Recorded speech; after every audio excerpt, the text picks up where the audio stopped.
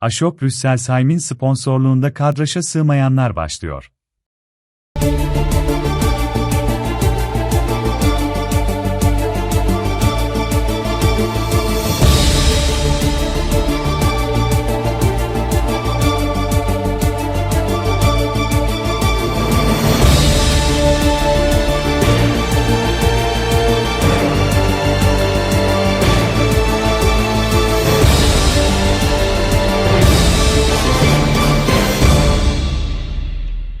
Değerli dostlar, Piyamedya'dan herkese iyi akşamlar. Kadraja sığmayanların bu haftaki konuğu çok değerli bir yazar, araştırmacı büyüğümüz. Sağ olsun beni kırmadı. Programımıza konuk olmayı kabul etti. Sevgili Kemal Yalçın Hocam. Abi hoş geldin programıma. Hoş bulduk. Kemal Hocam, bizim hukukumuzdan kaynaklı olarak ben abi derim, ara sıra hocam derim. Lütfen bunu nezaket kural dışına kabul etme. Değerli dostlar, Kemal Hoca yaşam boyunca aslında belki de ayrıyetten bir belgesel konusu olan bir yaşam öyküsüne sahip. Kemal Hoca'yı Kemal Hoca'dan dinlemek, onun dünyaya bakış açısı, yaptıkları, yaşadıkları, yapmak istedikleri, yeni nesillere taşımak istediği tecrübelerini bugün konu alacağız. Ama tabii ki en doğrusu Kemal Hoca'nın kendisinden dinlemek. Hocam, Kemal Yalçın'ı bize anlatır mısınız? 1952 yılında Denizli'nin Honazbucağı'nda doğdum. Ve 6 çocuklu bir çiftçi ailesinin en küçüğüyüm. İlkokulu Honaz'da okuduktan sonra İsparta Gönen Öğretmen Okulu'na parasız yatılı olarak sınavları kazanarak girdim. 5 yıl burada okudum. Ondan sonra İstanbul Üniversitesi Felsefe Bölümüne gidebilmek için İstanbul Çapa Yüksek Öğretmen Okulu'na seçildim. Ve 1967-68 yılında Çapa Hazırlık Lisesi'ni bitirerek İstanbul Üniversitesi Felsefe Bölümüne ve Çapa Yüksek Öğretmen Okulu Felsefe Bölümüne girdim. Ve felsefe bölümünü bitirdikten sonra 1973 yılında ilk kez Kırşehir Kaman Lisesi'nde felsefe öğretmenliğine başladım. Burada 3 yıl öğretmenlik yaptıktan sonra İstanbul Üniversitesi Felsefe Bölümünde doktora yapma hakkını kazandım ve otomatikman tayinim İstanbul'a çıktı. Önce İstanbul Suadiye Lisesi'nde, sonra Türkiye'nin en iyi liselerinden biri olan Kabataş Erkek Lisesi'nde öğretmenlik yaptım. Sonra Bakırköy Lisesi'nde öğretmenlik yaptım ve 1978 yılında öğretmenlikten ayrıldım. Siyasi mücadelenin daha derinlemesinde yer alabilmek için öğretmenlikten ayrıldım ve Halkın Yolu gazetesinin sahibi oldum. Ve gazetem haftalık bir gazeteydi ve o yıllarda Halkın Yolu gazetesi haftalık olarak 15.000 ile 20.000 adet basılıyordu tirajı. Diğer gazeteler, onu da söylemek lazım. Halkın Kurtuluşu 75.000 basıyordu. Partizan gene 30.000 falan basıyordu, 20.000 basıyordu. Devrimci Yol en çok satan da 250.000 basıyordu. Böyle bir çok basın vardı o zamanlarda. 1980 darbesi geldi. Gazetelerin tümü kapandı. Ben de gazeteler kapandıktan sonra tabii aranır duruma düştük. Hemen hemen hakkımızda tutuklama kararı verildi. O günkü şartlarda İstanbul Üniversitesi Felsefe Bölümü doktora öğrencilerinden Kemal Yalçın başka bir kimlikle sütçü ziya oldum. İstanbul'da sütçülük yaptım, yoğurtçuluk yaptım. Sonra bir gün dükkanımın penceresine İsparta Gönen Öğretmen Okulu'nda öğrendiğim şekilde kesik uçlu bir kalemle, fırçayla yumurta 250, ekmek 150, peynir 75 falan diye böyle yazmıştım. Üç dükkan ötedeki kuru yemişçi bir gün geldi, baktı. Sütçü dedi. Yemin olsun dedi, sen sütçü değilsin. Bu yazıyı profesör bile yazamaz dedi. Ya dedim, nasıl yaptım? Ben açığı nasıl verdim dedim. Ya nasıl yakalandım? Neyse bu olaydan yaklaşık 2 ay kadar sonraydı. Bir haber geldi. Operasyon başladı. 1 saat içinde dükkanı terk et. Allah Allah. Ne yapacaksın? O günkü şartlarda dükkanım 150 bin liraya satabilirdim ki İstanbul'da 2 tane daire alırdım o yıllarda. Ve dükkanın anahtarını götürdüm. Kuru yemişçiye verdim. Kuru yemiş dedim, iflas ettim. Sen gelenlere bu dükkanı dağıt dedim. O da dedi ki, sütçü dedi, hiç arkana bakmadan git dedi bana. Ve ayrıldım. Akşam geldim, karanlıkta baktım. Benim dükkanımı o sokağın insanları içinde zeytin tanesi kalmadan yağmaladılar. Gözümün önünde. Ama aranıyordum, müdahale edemedim. Ondan sonra bir müddet sonra da Hacı Bekir'de lokumcu oldum. Düşünün, İstanbul'un ve Türkiye'nin en meşhur şekerleme fabrikası olan Hacı Bekir Lokum Fabrikası'nda, işletmesinde lokumcu oldum. Lokum ustası oldum. Ondan sonra başka tabii gene bu sefer sütçü ziyalıktan lokumcu ziyayla geldik. Şekerci ziya oldum, lokumcu ziya oldum ama bütün hepsini yapıyoruz. Efendim, nane şekeri, yoğurt şekeri, pamuk şekeri, nane şekeri, mevlüt şekeri, şekerlerin hepsini, akide şekeri, bunların hepsini yapıyordum. Ve şimdi geliyorlardı bana işçiler. Ben böyle bir kendimi o hale getirdim ki anda yani bir şeyden anlamayan böyle korkak, efendim çekingen bir Vanlı tipindeyim böyle. İşçiler geliyordu bana. Ya Ziyaettin korkma. 2 türlü sendika vardır. Biri sarı sendika, biri kırmızı sendika. Gel bizimle sendikacı ol falan diyorlardı. Ben diyordum ya ben bu işlere karışmam, korkarım falan diyordum böyle. Neyse böyle bir o yıl 12 Eylül dönemi bunlar tabii. 1980 81'i anlatıyorum yani. Tam 81'de İstanbul'da 2. şubenin yanındaki Hacı Bekir'de şekerci olmuştu. Yani böyle bir durum. Ondan sonra yeni bir olay oldu. Çünkü baktım ki lokumların hepsi gurtlu. Nişasta gurtlanmış. Millete gurtlu lokum yediriyorlar. Dedim ya bu nasıl olur?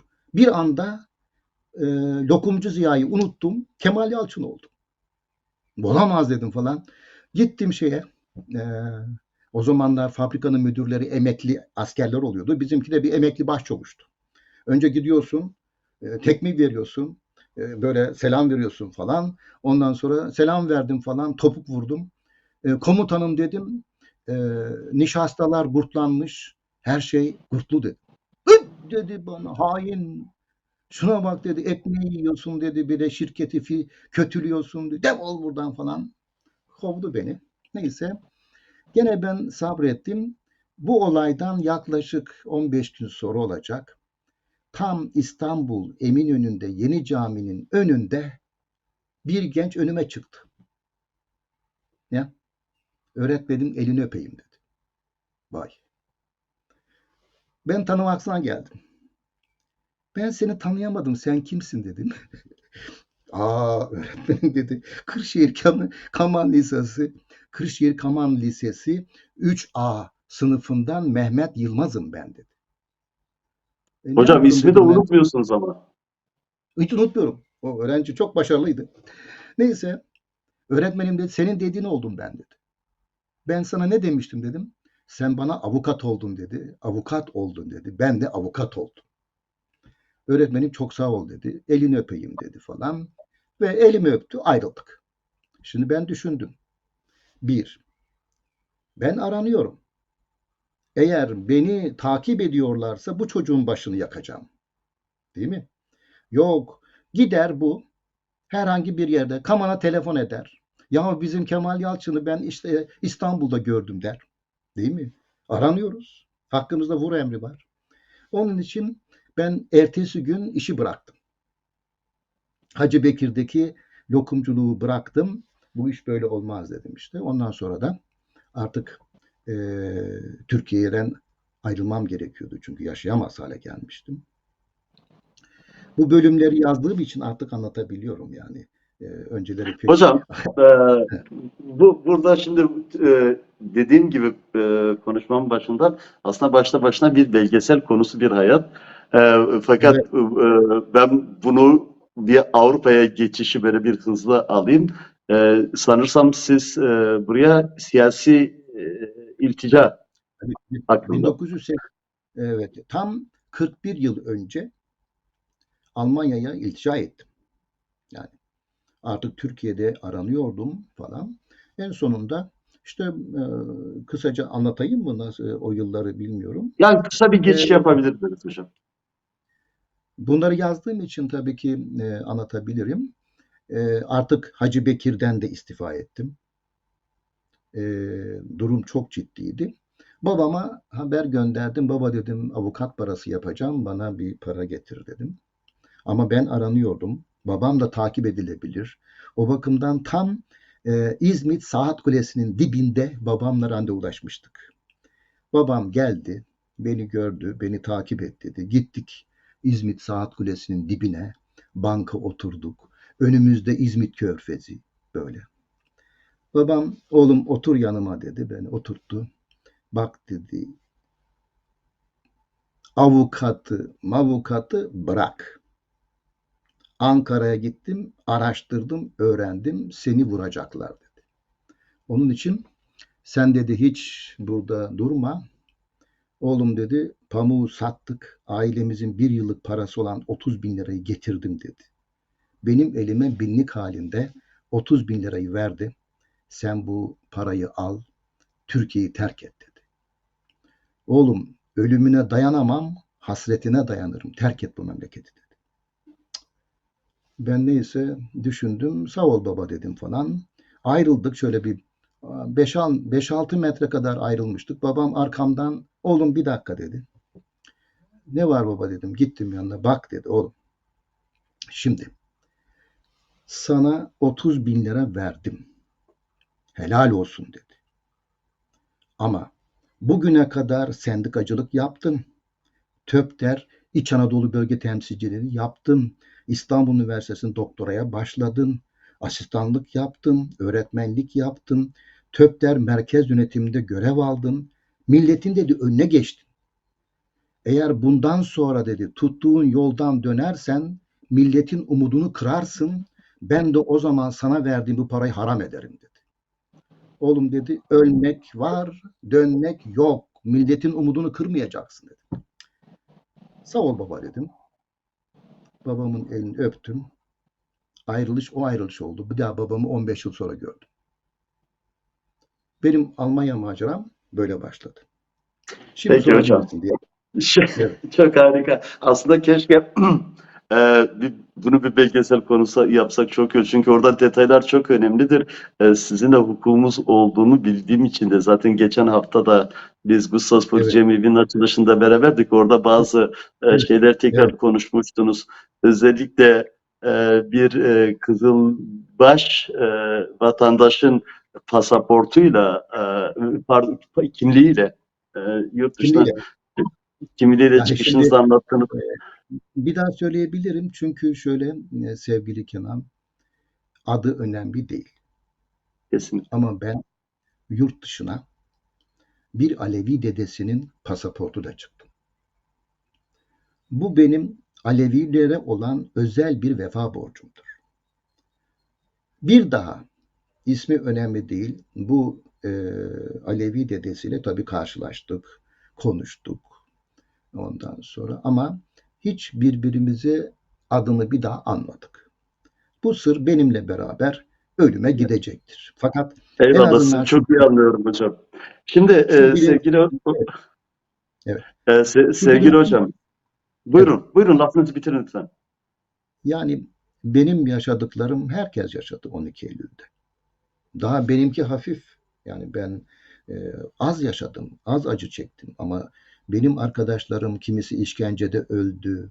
Ben İbrahim Kaypakkaya'nın okulundanım. Çapalıyız. O benden iki sınıf öndeydi. Ben ona abi diyordum. Ama aynı mütalaa salonunda beraber okuyorduk. Yani felsefe ya da o fizikçiydi yani. Onun mütalaa salonunda okuyorduk. Yani öyle bir geçmişimiz var beraberinde. Onlar öldü. Ondan sonra daha başka arkadaşlarım öldü. Ben sağ kaldım. Çok şükür. Yani bu anlamda onların devam ettiği, başlattığı yolu, onların başlattığı bu mücadeleyi ben ve benim gibi arkadaşlar, sağ kalanlar omuzladık. Götürebildiğimiz kadar götüreceğiz. Hocam iyi bir hatırlatmada bulundunuz. Mayıs ayındayız. Dolayısıyla 18 Mayıs, 6 Mayıs Türkiye devrimci tarihinde önderlerinin katledildiği bir ay. Bu vesileyle de Türkiye Devrimci Hareketi'ne büyük değerler, nitel e, katılımlar sağlayan devrimci önderlerimize saygıyla anmış oluyoruz. Sevgili Evet, Kemal Hocam, şimdi Kemal Yalçın'ın edebiyat hayatına bir giriş yapalım. 36 tane kitap hocam, direkt olayım. evet. 36 kitap, bu kitapların yani içinde ben bildiğim için söylüyorum 20 yıllık bir araştırma konusu olan Seyfo kitabı vardır. Ve bugün bu yıl itibariyle mübadelenin 100. Yılından Evet. kaynaklı olarak bir araştırma kitabınız var. Şimdi onlara teker teker değinmenizi rica edeceğim. Kısa da olsa ama üzerinde özellikle emanet çeyiz üzerine durmak isterim. Yine Nazilerden kaçan o dönemin bilim insanların Türkiye yerleşmeleri ve bundan dolayı Heimatlos kitabınızın e, içeriliği hakkında ben sizden e, düşüncelerinizi almak istiyorum. Peki ben soruma şöyle başlayayım. Hocam siz o çerçevede rahat, geniş bir şekilde cevaplayabilirsiniz. Kemal Yalçın Türkiye Edebiyat tarihinde ben şunu artı olarak koydum. Artı bir değer olarak bunu Türkiye Edebiyatı'na koydum dediğiniz nokta neresidir? Oradan başlayarak bu 3 kitabın hikayelerine de girebiliriz hocam. Buyurun. Evet. Sevgili Kenan, benim e, edebiyat e, hayatına başlamam 1973'te oldu. Sonra bütün kitaplarımı Almanya'da yazdım. Bütün kitaplarımın da hemen 36 oldu şimdiye kadar yazdığım kitap. Bunların 30 tanesini de Bielefeld yakınlarındaki Extertal denen bir kasabada bulunan Burgsternberg yani Yıldız Dağı adlı otelde yazdım. Aynı otelin aynı odasında 30 kitap yazdım. Otel benim için özel bir mekan yaptı. Bütün kitaplarımı da oraya koydu. Bu kitapların yazarı burada bu kitapları yazmıştır, bizim müşterimizdir diyerekten de böyle bir köşe yaptı benim için. Değer bilir bir insandı. Ondan sonra şimdi ben Emanet Çeyiz ile e, Türk edebiyatına yenilik getirdim. Nedir benim getirdiğim? Ben bu kitaba başlarken böyle bir yenilik yapacağım diye başlanmaz tabii ki. Ben bu kitaba annemin babamın isteği üzerine babama emanet edilen, dedeme emanet edilen komşumuz Minoğlu adlı Rum ailesinin kızlarının çeyizlerini Yunanistan'a götürüp vermek için başlamıştım. Yani. Böyle oldu bu hikaye. Ama Emanet Çeyiz Türk edebiyatında ilk kez mübadele edebiyatı konusunda yazılan belgesel bir roman oldu. Ben Emanet Çeyiz adlı romanımla Türk edebiyatına mikro tarih belgesel roman tekniğini getirdim. Çok özür dilerim hocam. Çok özür dilerim. Şurada bir araya gireyim. Ee, Hani izleyicilerimiz biliyorsunuz genç kuşaktan birçok insan mübadelenin ne olduğunu bilmez. Oraya çok Evet, kısa bir değinirseniz ondan sonra lütfen devam edin kaldığınız yerden. tabii. Sevgili Kenan biliyorsun mübadele 1920 yılında e, Türkiye'de bulunan 1,5 milyon kadar Ortodoks dininden olan Osmanlı vatandaşı Rumlar zorunlu olarak, mecburi olarak Yunanistan'a gönderildi. Ya da bunlar kaçmak zorunda kaldı. Şimdi 1920'den 1923'e kadar 3 yıl içerisinde hatta 1922'ye kadar yani 1 milyondan fazla Anadolu Rumu Yunanistan'a gitmiş ve Yunanistan'a sığınmak zorunda kalmıştı. Sonra 30 Ocak 1923 tarihinde günümüzden tam 100 yıl önce Lozan'da, İsviçre'nin Lozan şehrinde yapılan Lozan barış görüşmelerinin öncesinde, bu görüşmelerden 6 ay önce bu mübadele anlaşması Türkiye Büyük Millet Meclisi hükümeti ile Yunanistan hükümeti arasında imzalandı. Bunun da garantör devletleri vardı, 7 tane. Şimdi bu mübadele anlaşmasına göre Yunanistan'da, Ege Adaları'nda, Girit'te, Midilli'de bulunan toplam 600 bin kadar Müslüman mecburi olarak Türkiye'ye geldi.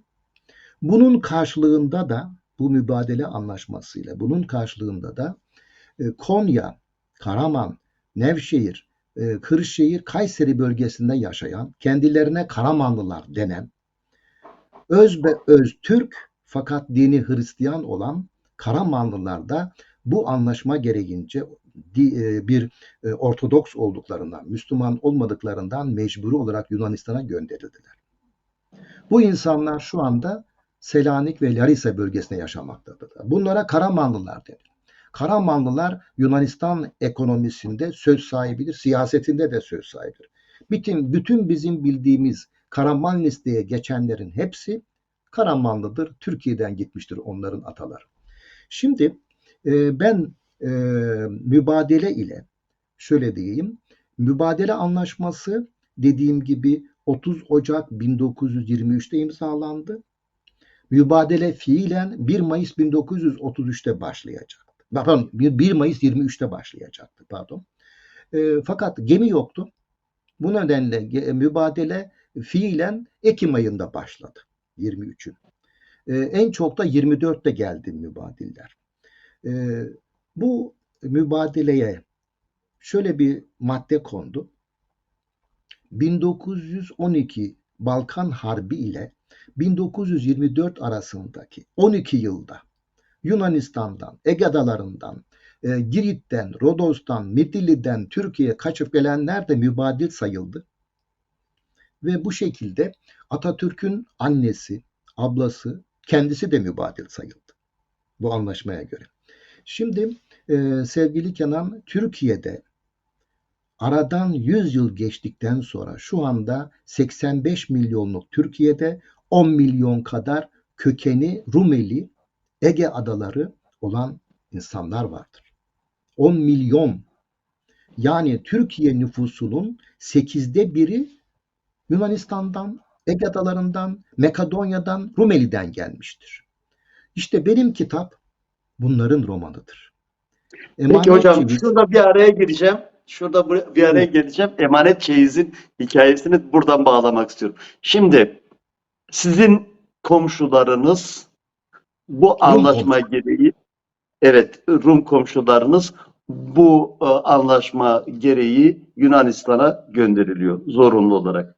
Fakat sizin ailede o komşularınıza ait bir sandık var ve babanız bu sandığı sahibine ulaştırmak için size vasiyette bulunuyor bir şekilde. Buyurun hocam, oradan o hikayeyi öğrenelim. Siz buldunuz mu sahibini hocam? Kısaca anlatayım Kenan. Bizim Honaz'ın ve daha doğrusu Ege bölgesinde 1920 yılında 425 bin Rum yaşıyordu. Benim Honaz'da ise 1000 tanesi vardı. 1000 tane Rum, 1000 tane Müslüman var. Böyle benim olduğum yarı yarıyaymış yani.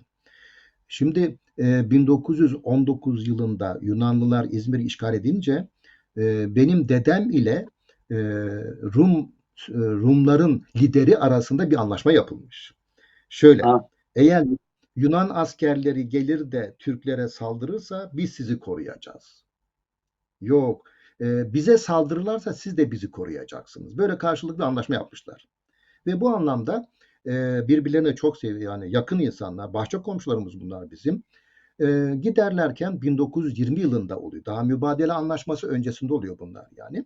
1920 yılının Eylül ayında giderlerken Yunanistan'a kızlarının çeyizlerini dedeme nineme bırakıyorlar. Dedem saklıyor bunları. Daha sonra babama kalıyor, anneme kalıyor. Bana bu hikayeyi ben 9 yaşındayken 1960 yılında babamdan duymuştum. Sonra 1994 yılında babam ilk kez Almanya'ya geldi. Dedim ya 15 yıl sonra görmüştüm. Geldi ve dedim baba bir de şu Minoğlu'nun kızlarını bir de anlat. Babam gene anlattı. Oğlum dedi gidenler gelmedi. Çeyizler ananın sandığında duruyor. Git Yunanistan'a ara bul çeyizlerini geri verelim. Çeyizler bir kızın namusu gibidir. Ya baba dedim ben şimdi 12 milyonluk Yunanistan'da nasıl arayıp bulayım yani? Nasıl olacak bu? Oğlum dedi arayan belasını da bulur, Mevlasını da bulur. Sen git dedi. Ara, bul. Ondan sonra bir de işin garibi bu tabii o yaşa geldi ki babalarımızın yaptıklarını da artık rahat anlatabilecek yaşa geldik yani. Babam bu çeyizlerin sahibi olan Sofya'ya aşık. Bu kadar. Ve babamın ilk aşkı demiş bu Sofya. Ayrılırlarken babama söz mendili vermiş. Eliyle işlediği bir ipek mendili vermiş. Demiş ki Ramazan ölünceye kadar ben seninim. Al bu mendili demiş. Babam bunu 76 yıl saklamış. Düşünebiliyor musun bu mendili? Ve bana dedi ki 1994 yılında oğlum dedi Yunanistan'a git. Sofya yaşıyorsa bu mendili ona ver. Babam seni hiç unutmamış dedi. Ya zor bir iş bu değil mi yani? Annem de duyuyor bunu. Kızıyordu babama sen ölüp gideceksin onu unutmayacaksın falan diye. Neyse ben de merak ettim yani her insanın anası dünyanın en güzel anasıdır. Babam nasıl oluyor da Sofya'yı bu kadar sevmiş, unutmamış falan. Yani merak ettim ben de. Dedim şu gideyim ben de göreyim şu Sofya'yı. Gittim Yunanistan'a 1994 yılında çeyizler elimde. Atina'dan başladım aramaya.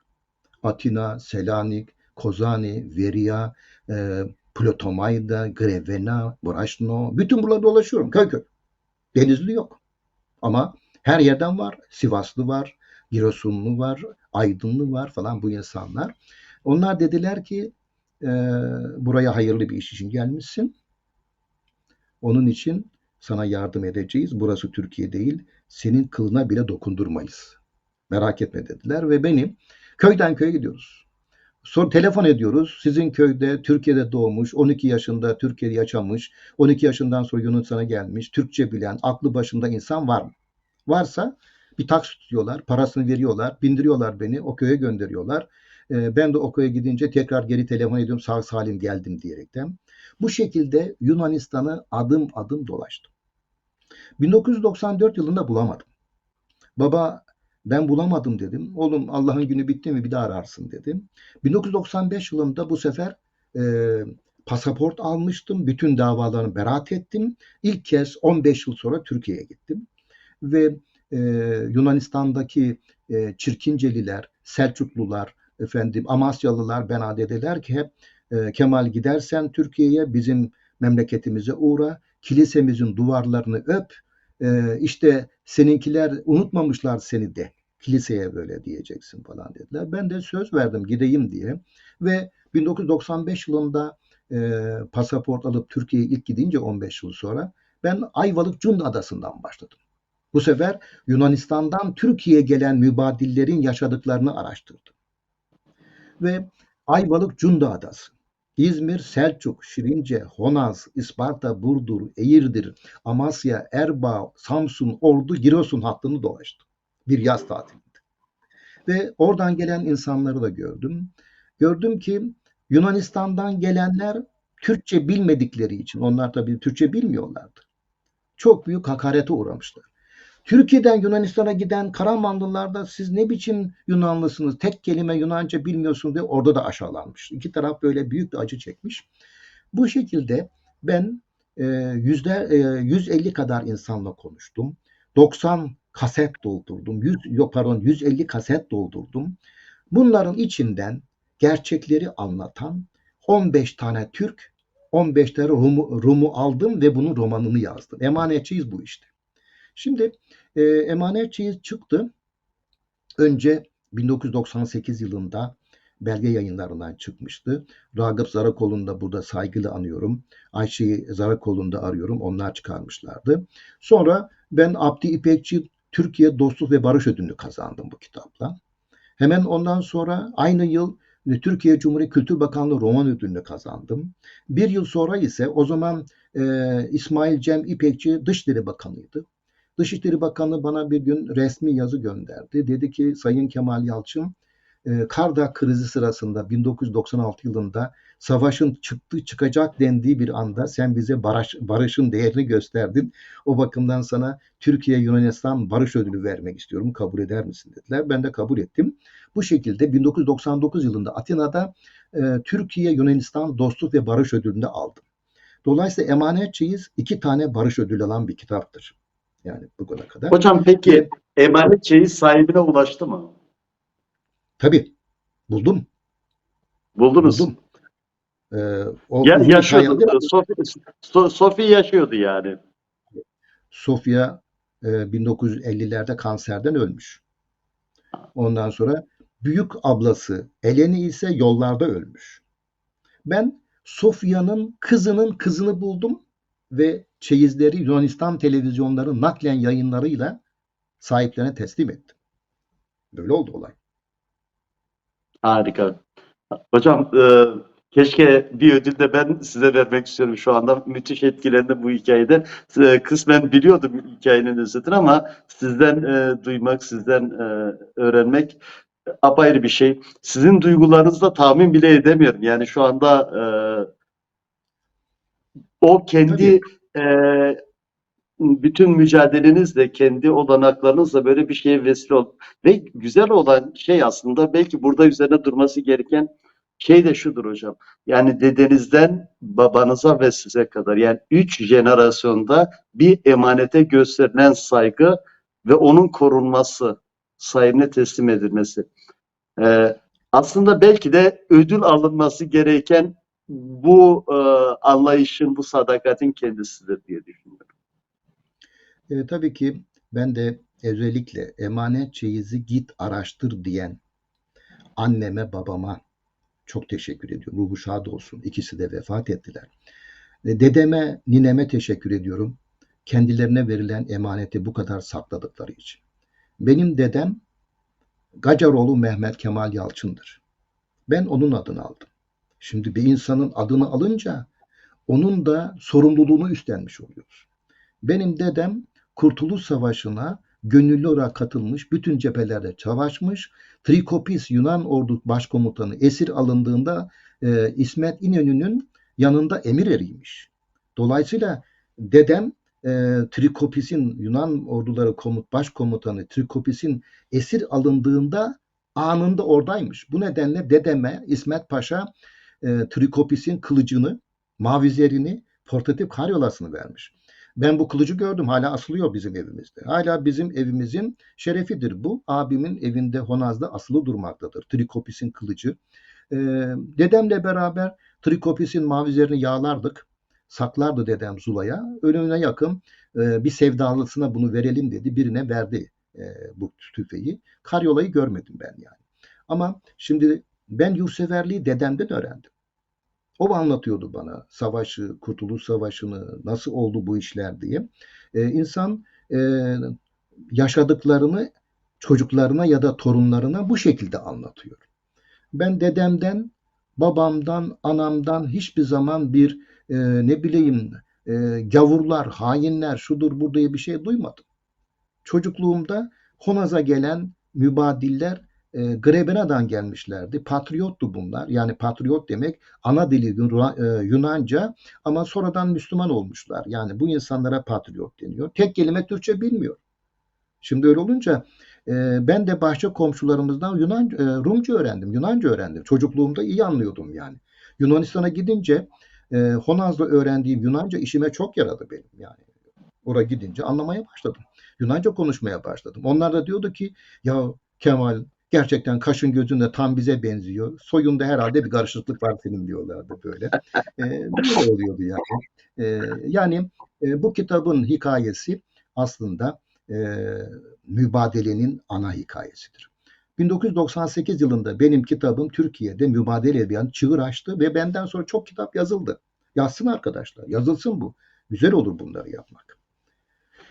Hocam şimdi emanet çeyizin önemi evet birincisi süreçle ilgili o acı süreçle ilgili yazılan ilk roman olması ve belgesel tarzında bir araştırma sonucu ortaya çıkan bir yazı.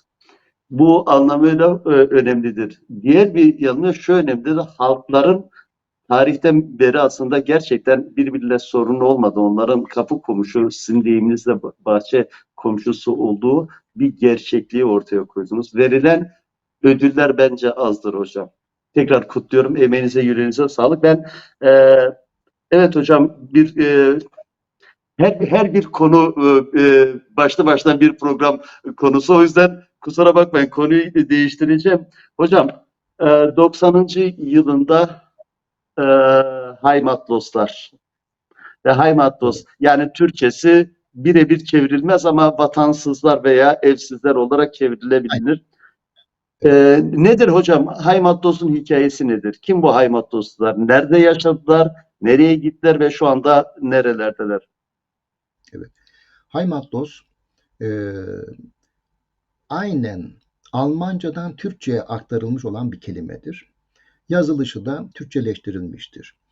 Nereden geliyor diyeceksiniz. Bu 1933 yılında Hitlerciler, Naziler Almanya'da iktidarı gasp edince ilk yaptıkları şey Alman üniversitelerindeki Alman bilim adamlarından kendileri gibi düşünmeyen, kendilerine uşaklığı kabul etmeyen 3100 Alman bilim insanının üniversitelerden attılar.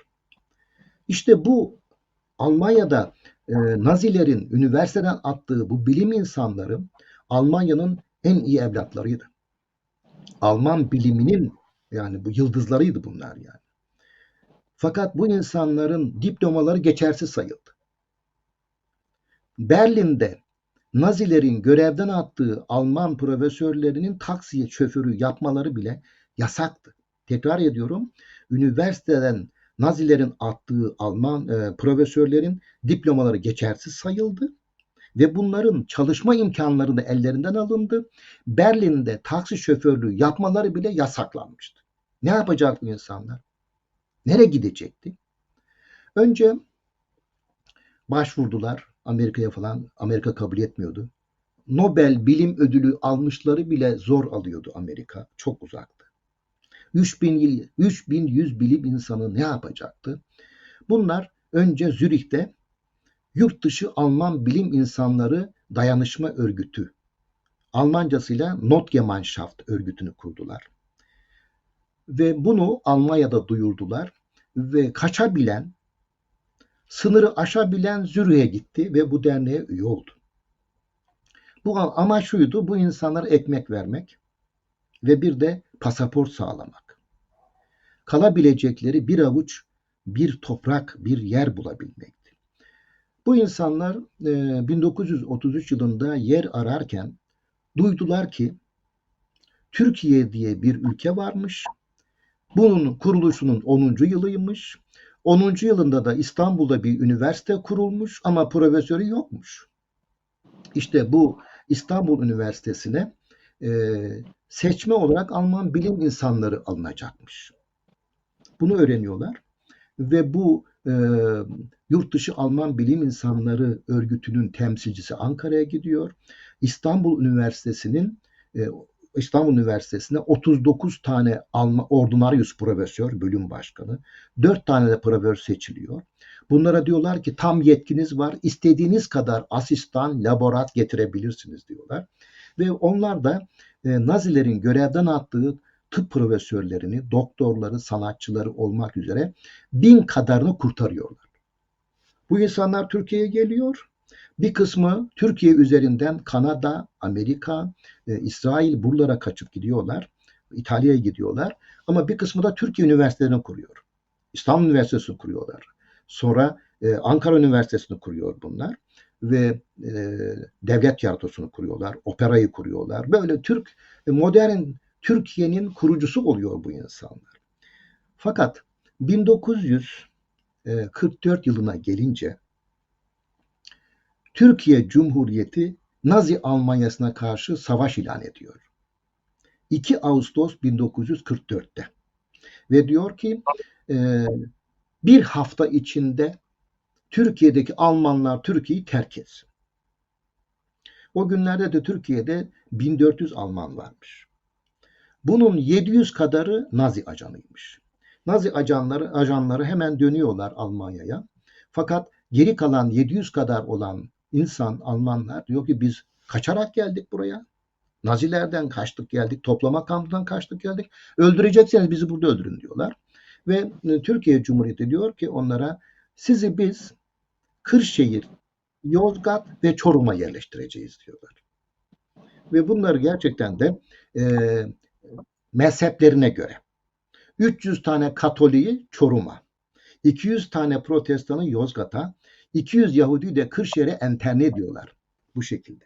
İşte bunlar bir de vatandaşlıktan atılmış Naziler tarafından. Pasaportları yok. İçişleri Bakanlığı, Türkiye Cumhuriyeti İçişleri Bakanlığı onlara Heimatlos diye bir kimlik vermiş. Duyduk. Aynı Almancasıyla.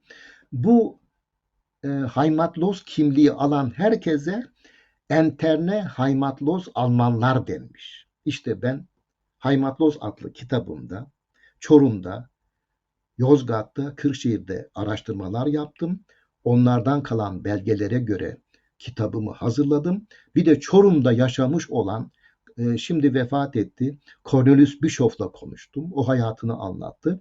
Bu kitap bu şekilde meydana geldi. Şimdi Heimatlos adlı bu kitap Almanca'ya çevriliyor yakında. Çeviri bitti ve sanırım 2020 bu yılın sonuna doğru kitap Dünya Verlag tarafından Köln'de basılacak. Şimdi, Hocam bu kitapta çok özür dilerim. Ben şuraya bir araya gireceğim. Şimdi bu Türkiye Cumhuriyeti'nin Nazi Almanyası'na 1944'te savaş ilan etmesini orayı şöyle bir açıklayalım. İkinci Dünya Savaşı'nda artık Almanların yenileceği kesinleştikten sonra müttefikler tarafından hani biraz da onlara şirin görülmek için Türkiye'nin ilan ettiği ama fiilen girmediği bir savaş ilanıdır. Ama yoksa cepheye falan girmişliği yoktur. Ondan dolayı da oradaki kendi bilim insanlarının artık sana sığınmış, senin için emek veren bilim insanların da ülkeyi terk edilmesi isteniyor. Korkunç bir şey hocam ya. Bir düzelteyim tekrar. Türkiye'deki sığınmış insanların hepsi profesör falan değildi. Sanatçılar var, kaçıp gelmiş işçiler de var. Genellemesine konuşuyoruz. Bu 1400 kişinin yarısı zaten Nazi ajanıymış Türkiye'de. Müthiş bir şey bu. 700 kadarı işte bu Kırşehir, Yozgat ve Çorum'a gönderiliyor. Ama tıp doktorları, hastanede çalışanlar gönderilmedi. Onlar çalışmaya devam ettiler. Şimdi Kenan, çok önemli bir şey var. Almanlar bunu çok söyler. Özellikle Türkiye'ye gidip sığınmış olanlar. Bir, Alman bilimi İstanbul Üniversitesi'nde kurtulmuştur. Federal Almanya Cumhuriyeti Ankara'da kurulmuştur. Bu çok önemli. Kitabımda ben de bunu anlattım. Tekrar ediyorum.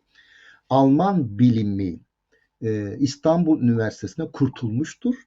Çünkü Nazilerden atılan bütün profesörler İstanbul'a gitmişlerdi ve 1933-1945 döneminde en özgür Alman üniversitesi İstanbul Üniversitesi'ydi. Ya. İkincisi neden Ankara'da kuruldu diyeceğiz.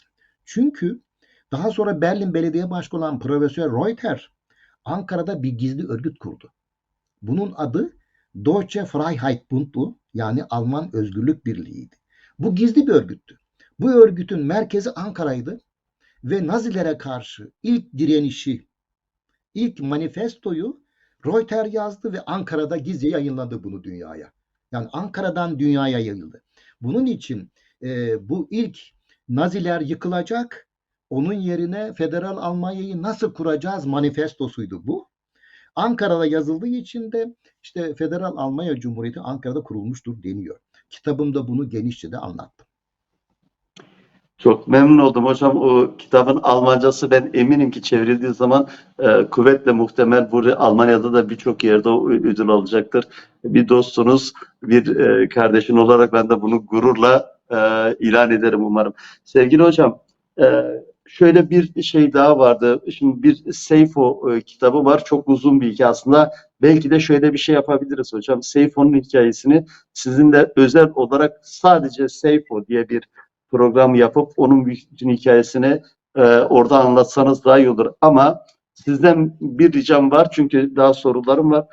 E, Seyfo'ya dokunmadan bu programın bitmesi de çok hakkaniyetli gelmiyor bana. Çünkü çok büyük bir emek var. 20 yıllık bir araştırma ve bu konunun burada hiç değinilmemesi beni rahatsız eder açıkçası. Biraz da Seyfo'dan bahseder misiniz hocam?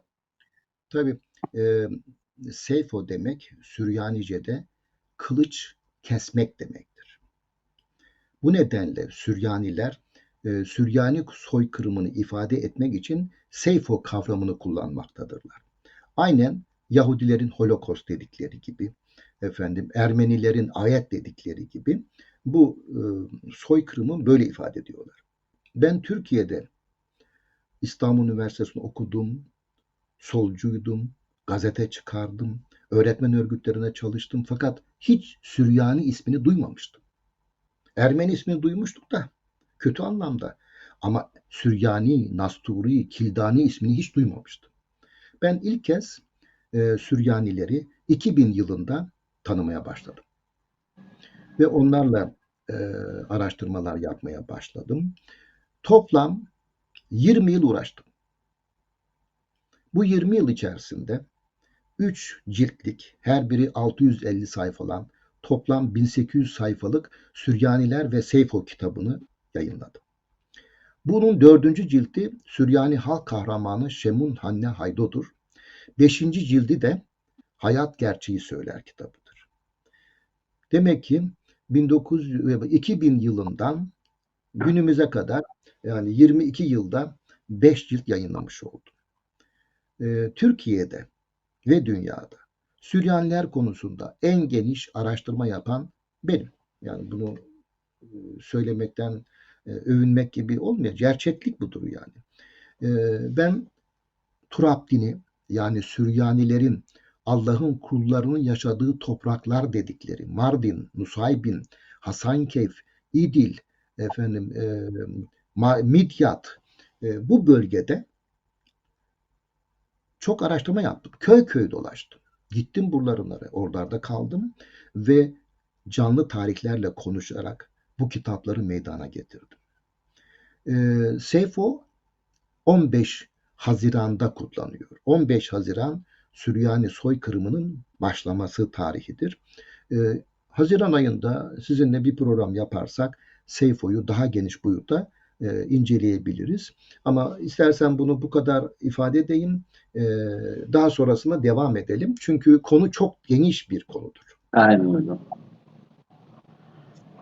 Peki sevgili hocam, şimdi sizinle bir ortak yönümüz de oldu. Tabii yakın dönemde maalesef ülkemizde korkunç bir doğa olayı gerçekleşti ve milyonlarca insan etkilendi, yüz binlerce insan mağdur oldu.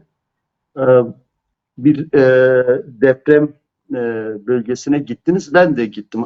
Sanırsam aşağı yukarı aynı yerlere de gitmişiz hocam. Adıyaman, Maraş bölgesine ben gittim ama sanırsam siz Hatay tarafına da geçtiniz.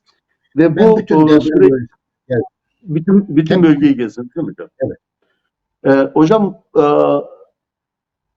siz sadece sosyolojik bir aslında araştırmanın içinde kendinizi bulmadınız. Aynı zamanda da bir kitaplaştırdınız oradaki analizlerinizi, düşüncelerinizi, oradaki insanların yaşadıklarını.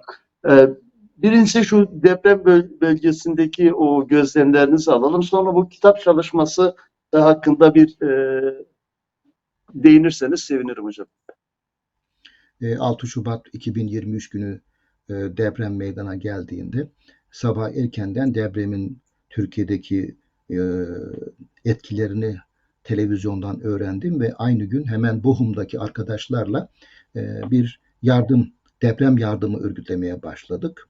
Ve hemen aynı gün AVO, Alman Kızılaç Örgütü, Bochum Belediyesi ve İntegrasyon Büro dediğimiz uyum bürosu ve bir de gene uyumla çalışan kısa harflerle GEMI olan, yani Uyum ve Beraber Yaşama Derneği olan, adı da GEMI olan dernekle çalışmaya başladık ve ilk 2 gün içerisinde bir tır yardım topladık. Bunu gönderdik önceden.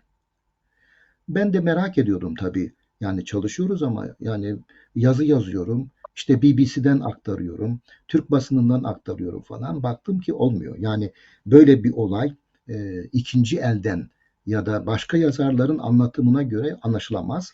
Gitmeye karar verdim ve hemen ben 14 Şubat'ta Malatya'ya gittim. Yani depremden bir hafta sonra oluyor bu. Malatya'da başladım.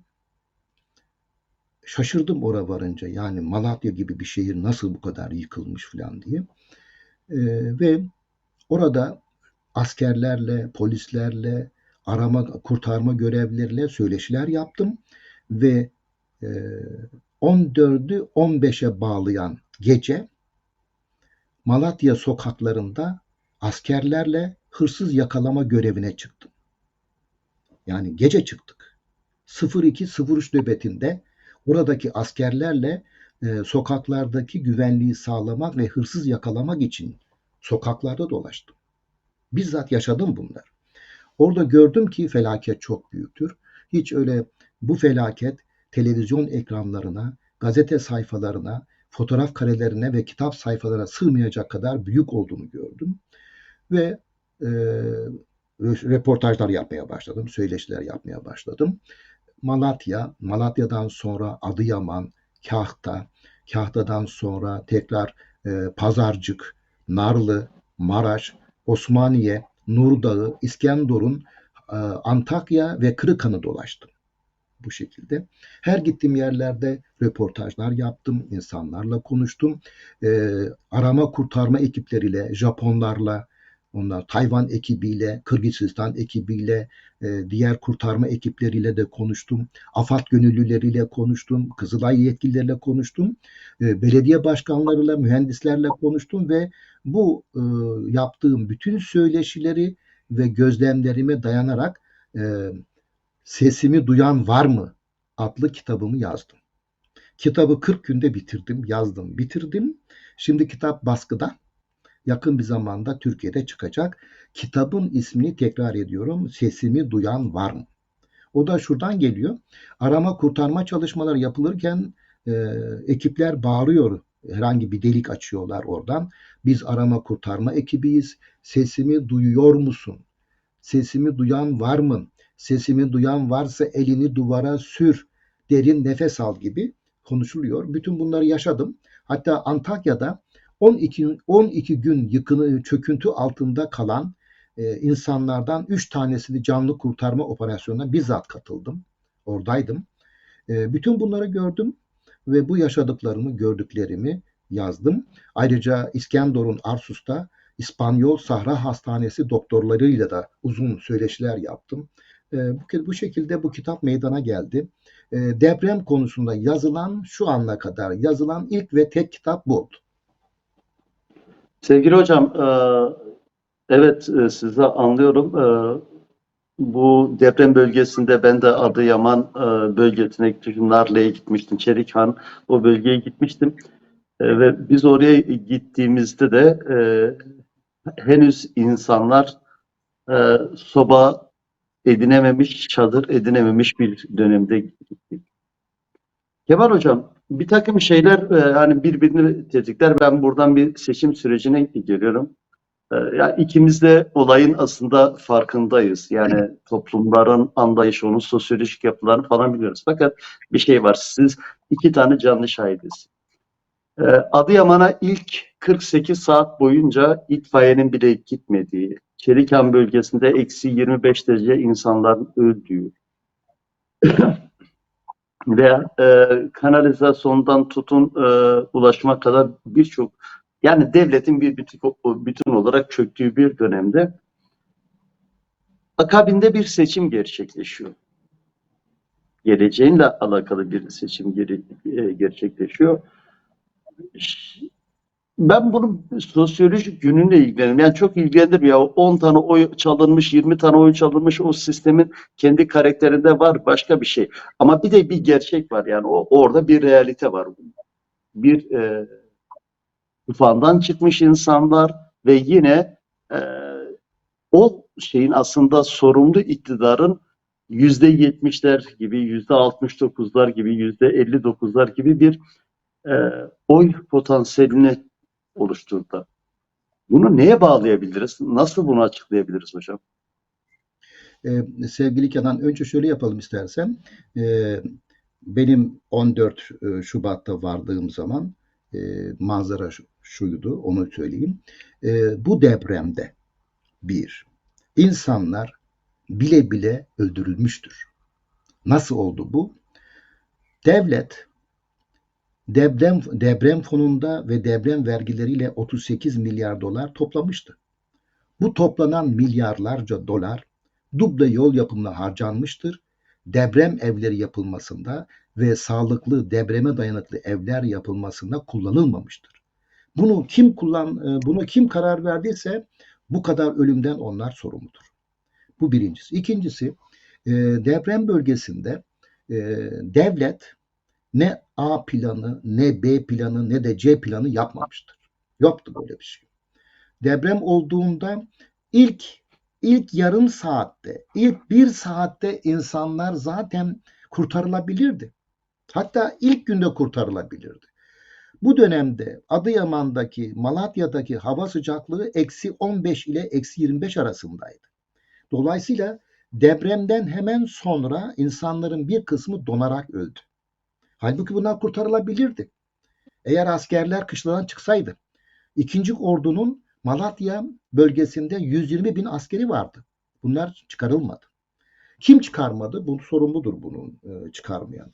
Aynı zamanda depremde özellikle bu insanlara mesela Adıyaman 3 gün yardım gitmedi. Ulaşmadı bunlara yardım. Benim vardığımda Adıyaman'daki vali kovulmuştu. Ona protesto yapmışlardı ve insanların hepsi de valiye kızıyordu. Yardım gelmediğine kızılıyordu. Ayrıca benim gördüğüm şuydu. Deprem bölgesinde Alevi-Sünni ayrımı çok yapıldı. Senin partinden benim partimden ayrımı çok yapıldı. Önce benim partimden, yani AFAD, öncelikle nasıl ki bu hükümetin İçişleri Bakanlığı'na bağlı bir örgütü ise AFAD önce kendi partisinden olanlara yardım etti. Yani arama kurtarma çalışmalarında bile ayrımcılık yapıldı. Bu anlamda depremden sonra AKP'li olmak, AFAD taraftarı olmak ayrıcalıktı, imtiyazlı olmaktı. Birçok insan önce onlardan faydalandı. En çok zarara uğrayan da Aleviler oldu. Hem Kahramanmaraş'ta, hem Pazarcık'ta, hem Adıyaman'da gittim, Alevi dernekleriyle bizzat konuştum ben bu insanları. Gözlerimle gördüm. Alevi derneklerine gönderilen yardım tırları şehir girişinde tutuluyordu. Bunlar doğrudan doğruya size değil AFAD'a verilecek deniyordu ve bu insanların getirdiği, bizim buralardan gönderdiğimiz yardımlar Alevi derneklerine ya da bizim gönderdiğimiz adreslere gitmedi. Onların istedikleri yerlere gitti. Bu anlamda da tabii ki büyük bir yani yardımları AFAD dağıtıyor. Yardımları hükümet dağıtıyor izlemi verildi. Buradan giden yardımlar hep buna göre dağıtılmıştı. Sonuç olarak şunu diyebiliriz. Bu insanlar kurtarılabilirdi. Bu kadar insan ölmeyebilirdi. Fakat deprem için devletin özel bir planı yapılmamıştır. Devlet depremin ilk andan itibaren ilk 3 gün kendini toparlayamadı. Ne oluyor ne bitiyor diyerekten insanlarsa o arada öldü gitti. Şimdi bu olaylar, ben dediğim gibi bölgeyi dolaştığımda insanlar çok sinirliydi. İşte gelmediler. Çadır yoktu. Benim gittiğimde çadır yoktu. Çadırlar özellikle kendi adamlarına veriliyordu. Öyle muhalefet partilerine, Alevilere, Kızılbaşlara ya verilmiyordu. Ben bunu gözümle gördüm. Adıyaman Cemevi'nde bizzat dede ile konuştum. Garip Bozkurt ile konuştum. Anlattık her şeyi. Devlet yok dedi. Gelmedi bize dedi. Bizim yardımlar bize gelmiyor dedi. Böyleydi durum. Şimdi bütün bunlardan sonra senin soruna gelelim. Neden deprem bölgesinde seçimlerde çoğunluk olarak AKP seçildi, Erdoğan seçildi? Önce şunu belirteyim. Deprem bölgesinde genel olarak oy oranı %5 azaldı. AKP'nin oy oranı azaldı. En çok azalma Maraş, Adıyaman, Malatya'da oldu. Buralarda oylarda bir %10'a düşük bir oy kaybı var. Oldu bunlar yani. Fakat bu oy kayıpları sonucu belirlemedi. Dolayısıyla Adıyaman'da %65 dolayında bir oy aldılar. Daha önce ama %70, %77 alınmış buralarda. Böyle bir azalma vardı. Nasıl ki Türkiye çapında AKP'nin aldığı oylarda %7 bir azalma olmasına rağmen Erdoğan barajı aşamamasına rağmen en çok gene de o milletvekili onlar çıkardı. Seçim sistemindeki olaylar, hile var, karışık işler Bahçeli var. demek istediniz galiba. Efendim? Bahçeli Seçim mi demekti? Hayır. Seçim sistemindeki bu şeyler nedeniyle barajı Erdoğan aşamadı. Yani %50 artı bir %7 alınmadı. pardon. Evet, Tamam, barajı aşamadı yani. Bu da ona anladım. karşı 21 yıldan beri ilk olarak Erdoğan barajı %50 barajını aşamadı. Halbuki daha önce bunları aşmıştı. Şimdi soru şu. Neden bu insanlar deprem bölgesinde acılarına rağmen böyle bir oy kullandılar ki gene kullanacaklarını tahmin ediyorum. Deprem bölgesinde AKP'li olmak, deprem bölgesinde Erdoğancı olmak ayrıcalık, imtiyazlı. Ya bu çok rol oynadı. İkincisi devletin parası dağıtıldı. İşte kira yardımı verildi 5.000 lira, başka yardımlar verildi. Bütün bunlar vatandaşa sanki bunu Erdoğan veriyormuş, sanki bunu AKP kendi kasasından veriyormuş gibi aktarıldı. Bunlar da etki etti. Onun dışında deprem bölgesindeki seçim konteyner dediğimiz o yerlerin kapılarında AFAD bekliyordu. Orada AFAD bekliyor. AFAD demek AKP demek. Dolayısıyla insanlara da bir korku verildi. Sonra şu da dendi. Eğer siz bizi seçmezseniz size verdiğimiz yardımları keseriz. Zaten Kılıçdaroğlu gelirse onun parası yok zaten. Nereden bulacak? Erdoğan'ın parası yok, onun para yok. Onun için Kılıçdaroğlu size yardım yapamaz gibi böyle gülünç şeyler yapıldı. Buna bir de bunun üstüne üstlük tabii ki Alevi düşmanlığı, onun üstüne üstlük Kürt düşmanlığı gibi çeşitli bölgedeki nazik, hassas konular özellikle öne çıkarıldı. Bütün bunlardan sonra bir oylamaya gidildi ve sonuçlar böyle. Ben bu anlamda o deprem bölgesindeki insanlara hiç kızmıyorum. Gerçek bu. Ne yazık ki gerçek bu. Oradaki insanlar hala daha doğru dürüst çadır bulamadılar. Ondan sonra seçimlerde çok hile yapıldı. Korkutuldu. Yani akla gelmeyecek seçim oyunları yapıldı. Ama sonuç budur. Benim kanaatim bu seçimlerde yani artık ikinci tur Cumhurbaşkanlığı seçimi sıradan bir seçim değildir. Artık partiler bir seçime girmiyor. İki aday giriyor. Ya biri ya o. Yani %50 seçim yani üçüncü bir yol yok ki. Ya Türkiye Cumhuriyeti yiyici, düzenbaz, halka yukarıdan bakan, bağırıp çağıran, küfreden, ağzı bozuk bir cumhurbaşkanı olan kişiyi seçecek ya da dürüst, namuslu, insanları kucaklayan, toplumsal barışa önem veren, kardeşliği öne çıkaran bir cumhurbaşkanı olan Kılıçdaroğlu'na oy verecek. İkisi, üçüncü bir yol yoktur. Bu anlamda ben umutluyum. Türkiye toplumu ve bütün Türkiye Cumhuriyeti'nin seçmenleri yurt dışında ya da yurt içinde olsun bu seçimlerde vicdanların sesini dinleyecekler ve özgürlükten, demokrasiden, insan haklarından, sevgiden, barıştan yana oy kullanacaklardır diye düşünüyorum. Kemal Hocam, çok teşekkür ederim. Bugün beni kırmadınız. Ben sizin çalışmalarınızı da biliyorum. Özellikle seçim çalışmalarında kaynaklı olarak sürekli aktif bir faaliyet içindesiniz. Bir aydın, bir yazar, bir devrimci yazar olarak kendi sorumluluğunuzun peşindesin ama buna rağmen zaman ayırdınız. Eksik olmayın. Çok teşekkür ederim. Sevgili hocam, son olarak hani burayı atlattım, burayı es geçtim, burayı eksik anlattım dediğiniz bir şey var mı? Onu alayım sizden. Özellikle şunu da belirteyim. Başta konuşmuştuk. 36 kitap yayınladım. Benim kitaplarım dünyada 16 dile çevrildi şu ana kadar. Bu mesela Emanetçeyiz. Almanca, Yunanca, Farsça yayınlandı. Tahran'da yayınlandı. Yunanistan'da bestseller oldu. Emanetçeyiz hala Yunanistan'da en çok satılan Türk romanıdır. Mübadele romanıdır. Bunun dışında tabii ki bugün söz konusu etmedik. Ben aynı zamanda Ermeniler konusunda da en çok araştırma yapan bir yazarım ve bugüne kadar 7.000 sayfa kadar yazdım ve yayınladım. Bunun içinde en önemli kitaplarından bir tanesi de Seninle Güler Yüreğim adlı kitabımdır. Bu kitabımda da Türkiye'de bir çığır açtım. Bütün Anadolu'yu dolaştım.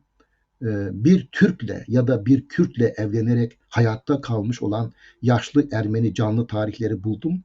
Onlarla konuştum. Romanımı öyle yazdım. Bu kitap daha sonra 8 dile çevrildi. Amerika'da da tiyatroya uyarlandı. New Jersey, New York, Las Vegas, Los Angeles'ta kapalı gişe oynadı. Yani bunlar emeklerimizin boşa gitmediğini gösteriyor. Ama daha çok çalışmalıyız. Daha çok çalışmalıyız. Yani Türkiye'de milyonlarca Alevi olduğu bir toplumda hala daha Maraş gibi bir yerde ya da Pazarcık gibi bir yerde insanlar ben Aleviyim, ben Kızılbaşım diyemiyor hala daha. Gidip gözlerimle gördüm. Bu anlamda yapacak çok işimiz çok. Umarım bu seçimde özgürlükten, demokrasiden yana bir oy kullanırız ve ilk kez Türkiye Cumhuriyeti tarihinde Kemal Kılıçdaroğlu gibi bir şahsiyet, dürüst, vicdanlı bir insan Cumhurbaşkanı olacaktır. Bu bizim için büyük bir şans olacaktır. Türkiye'nin gelişmesinin yönünü açacaktır. Benim tespitim Anadolu'nun bağrında akıp gelen bir barış sevgi damarı vardır. Bu damar Yunuslardan, Pir Sultanlardan beri gelmektedir. Günümüzdeki bunun da temsilcisi Kılıçdaroğlu'dur. Günümüzde eğer Pir Sultan hayatta olsaydı herhalde Kılıçdaroğlu gibi toplayıcı, birleştirici bir rol oynardı diye düşünüyorum. Bu anlamda bu seçime çok önem veriyorum ve sözlerimi beni dinleyen kardeşlerimin daha dikkatli oy kullanmalarını ve bilerek bu iki adaydan biri olan Kılıçdaroğlu'nu seçmelerini özellikle rica ediyorum. Bu benim sadece bir ricamdır. Karar kendilerindir. Kendi vicdanlarına göre bunu yapabilirler. Çok teşekkür ederim Kemal Hocam. Çok sağ olun. Değerli dostlar, sevgili Pia Medya izleyicileri, Kadraja Sığmayanlar programımızın bugünkü konuğu hiçbir verili sistemin çizdiği sınırlara sığmayan değerli bir üstad, değerli bir araştırmacı yazar sevgili Kemal Yalçın Hocam da kendisine bir kez daha teşekkür ediyorum. Hepinize mutlu yarınlar diliyorum. Aşop Brüssel Saim'in sponsorluğunda Kadraja Sığmayanlar sona erdi.